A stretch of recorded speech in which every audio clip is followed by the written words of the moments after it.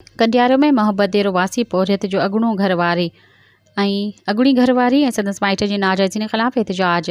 अगुणी घरवारी ऐं संदसि माइट जी जाइ जा कागज़ खणी वञण जो इल्ज़ाम। बस वारनि खां नोटिस वठी जाइ जा कागज़ वापसि कराइण जो मुतालबो। ख़बर मूजिबि मोहब्बत देरो वासी अब्दुल मजीद सुमरो पंहिंजी अगुणी घरवारी यास्मीन ऐं संदसि माइटनि जुमन शबीर सुमरो ॿियनि जी नाइंसाफ़ियुनि ख़िलाफ़ नेशनल प्रेस क्लब अॻियां एहतिजाजी मुज़ाहिरो कयो वियो।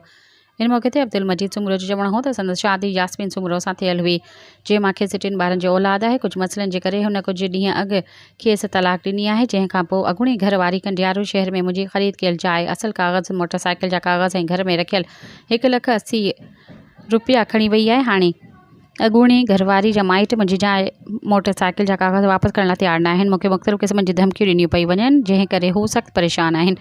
उन्होंने SSP नौशो फ़िरोज़ खां नोटिस वठी जगह जा कागज़, मोटरसाइकिल जा कागज़ ऐं मुंहिंजा बचा वापसि कराया वञनि। ॿी सूरत में सख़्तु एहतिजाज कयो वेंदो।